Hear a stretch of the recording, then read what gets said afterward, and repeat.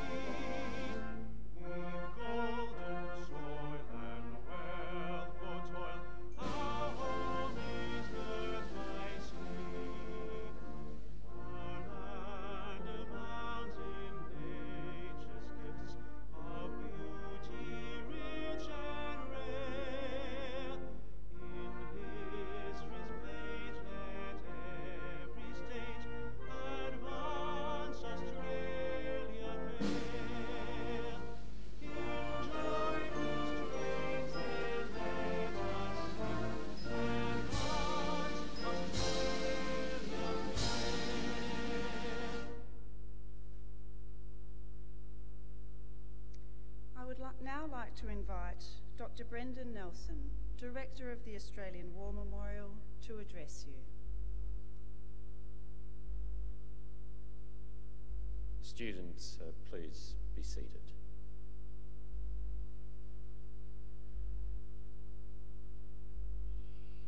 Australians, all let us rejoice, for we are young and free. We just sang it. We sing it often, we hear it sung often, but less often do we pause to reflect on what it really means, and that we are free. Today marks 75 years of two of the most important battles in Australia's history that gave us our freedoms, and that is the battles of Kokoda and of Milne Bay. If 1788 was the most important year in this nation's history, the next was 1942. From the fall of Singapore, the bombing of Darwin, 68 attacks on the Australian mainland, the critically important Battle of the Coral Sea in early May, the Battle of Midway in June, the desperate struggle at Kokoda and Milne Bay, the Battle of the Bismarck Sea, of Guadalcanal, 3 Japanese midget submarines in Sydney Harbour. This was a year, and this was a war, that was no mere extension of the first. This was not about our place in the world, emerging Australian identity. Our vital interests were at stake. Cloaking us here on these bronze panels on the Roll of Honour, among the 102,700 men and women who have given their lives for us, our freedoms and our values, are 641 men from 16 years of age to 41, most in their early 20s, who gave their lives over 4 months at Kokoda, and 161 who gave their lives at the Battle of Milne Bay, including 36 who were executed by bayoneting by the Japanese. On the stepping stones of courage and despair, these young Australians stood between the advancing imperialist, militarist Japanese army at Kokoda and Port Moresby. Among those 641 on those bronze panels up there is a man called Charlie McCallum, the only son, a farmer from South Gippsland, who 75 years ago offered to cover the retreat of his platoon with a Bren gun, already wounded. He fired at the charging Japanese. As that emptied, he then picked up a Tommy machine gun from a dying mate, put another magazine in the Bren gun and kept firing, and one of the Japanese soldiers so close fell upon him. He was wounded 3 times. He was recommended for a Victoria Cross. He was awarded a Distinguished Conduct Medal. He died on the track on the 8th of September 1942. His mother carried that medal in her purse every day of her life until she died. Not far from his name on the Roll of Honour for the 2nd 14th is a man called Harry Bissett, who died 75 years ago today. He and his platoon that he commanded had 11 attacks by the Japanese forces, and then late in the day, distributing grenades to his men, he was hit by machine gun fire to the abdomen. 4 men volunteered under heavy enemy fire to take him back behind the enemy lines. He spent 4 hours in his brother's arms, Stan, before he died. They talked about their family, love of their parents, and of Australia. What is also important for us to remember is the Kokoda campaign would not have succeeded without the Battle of Milne Bay. 2,800 Japanese naval marines, including 2 tanks, landed in the southeast corner of New Guinea, their intention to capture the airfields. Again, the Australians successfully fought and won the Battle of Milne Bay. To all Australians, and the young people in particular, should you get to Isuava, where this epic struggle was occurring 75 years ago today, etched in granite are 4 words: values that inform a life of value. Courage: nothing in value of life is achieved without taking a risk. Endurance: you never give up. Sacrifice: in order to achieve the things that are really important in life, you have to make sacrifices, and sacrifices for others. And mateship: in the end, what we need most as Australians is one another. We remember them here today. We remember them every day, for we are young and we are free.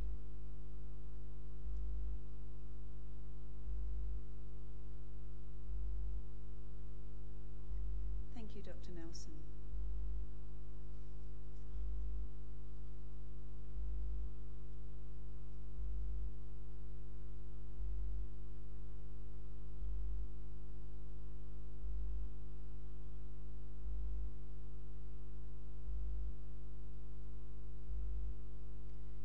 The Australian War Memorial was the vision of Charles Bean, Australia's First World War official historian. Bean landed with the Australian troops on Gallipoli and stayed with them at the front through to the end of the war. The idea of this national memorial and museum came to him at Pozières, France, in the depths of the bloody fighting of 1916. Bean's idea was that this would be a place where families and friends could mourn loved ones buried in faraway places.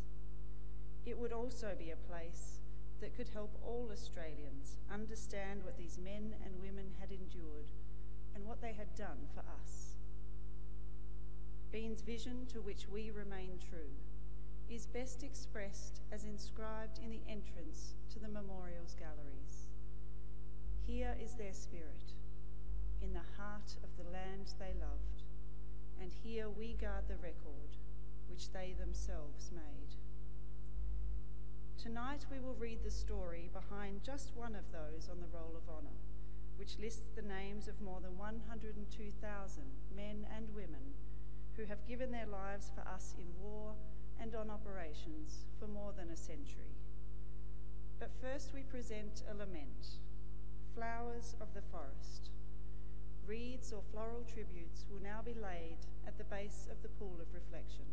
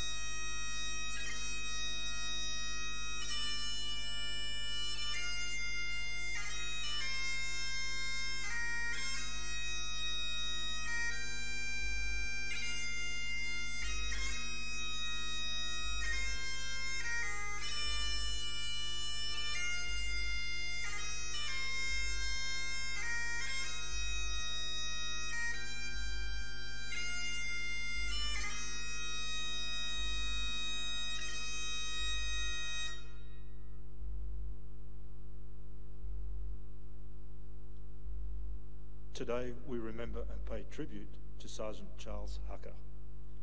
Charles Hucker was born in 1919, one of 6 children of William and Mary Hucker of Lake Bolac in Western Victoria. After attending Mellier School and Ballarat College, Hucker worked as a bank clerk in Ballarat and on the family wheat property Fairview. As well as enjoying photography and tap dancing, Hucker displayed an active interest in flying, complementing his schooling by studying physics by correspondence in an effort to increase his chances of becoming a pilot in the Royal Australian Air Force.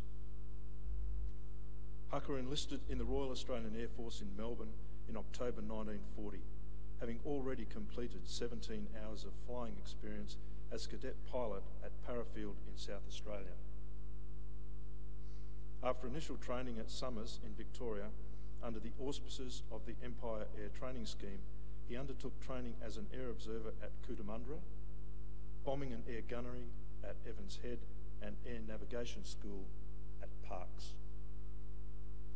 In September 1941, he was posted to number 31 Squadron, RAF, in Singapore, operating as a torpedo bombing squadron and equipped with the slow and obsolete Vickers Wildebeest biplane. Hucker was posted as an air observer. He is likely to have flown in the unsuccessful attack against the Japanese cruiser Sendai during the Japanese invasion of Malaya, which took place on the 8th of December 1941. Hucker returned to Australia later in December before further Japanese attacks necessitated the evacuation of all British and Australian aircrew based in Singapore. Hucker was among the original complement of aircrew that made up the newly formed No. 100 Squadron, Royal Australian Air Force, a bomber and maritime patrol squadron that operated Bristol Beauforts. Initially based at Richmond in New South Wales, in May 1942, the squadron moved to Mareeba in Queensland, where it carried out training and anti-submarine patrols. Hucker was one of 4 Australian crew members on board Beaufort T-9608, which failed to return to Mareeba Airfield after an anti-submarine patrol on the 12th of June 1942. Despite an extensive search carried out in the days afterwards, the whereabouts of T-9608 was never officially determined, and all the 4 crew members were listed as having been accidentally killed. Hucker remains were never recovered, and today his name is listed on the memorial at Brookwood Cemetery in Sydney, which records the names of 750 Australian servicemen and servicewomen who lost their lives during the Second World War in the eastern and southern regions of Australia and in adjacent waters south of 20 degrees latitude, and who have no known grave. Charles Hucker was 23 years old. His name is listed on the honour roll on my left among some 40,000 Australians who died while serving in the Second World War. This is but one of many stories of service and sacrifice told here at the Australian War Memorial. We now remember Sergeant Charles Hucker, who gave his life for us, for our freedoms, and the hope of a better world.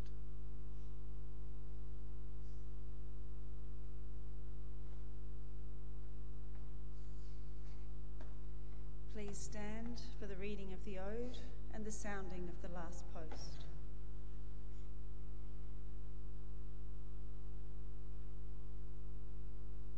They shall not grow old, as we that are left grow old. Age shall not weary them, nor the years condemn. At the going down of the sun and in the morning, we will remember them. We will remember them.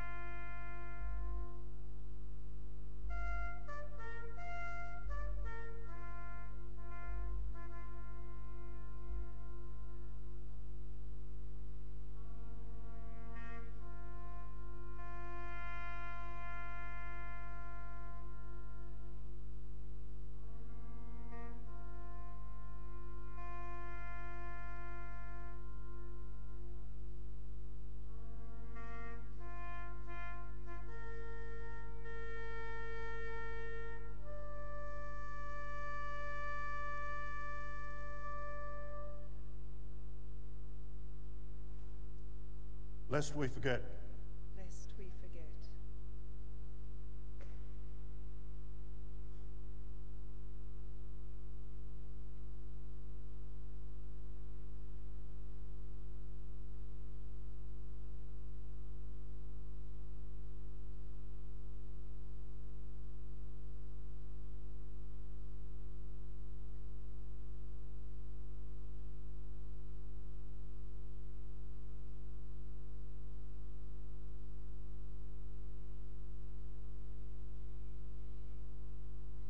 We leave you this evening with the words of the memorial's founder, Charles Bean. Many a man lying out there at Pozières or in the low scrub at Gallipoli, with his poor, tired senses barely working through the fever of his brain, has thought in his last moments, well, it's over. But in Australia, they will be proud of this. Ladies and gentlemen, girls and boys, that concludes the last post ceremony. We thank you for visiting the Australian War Memorial, and we wish you all a very good evening. Thank you.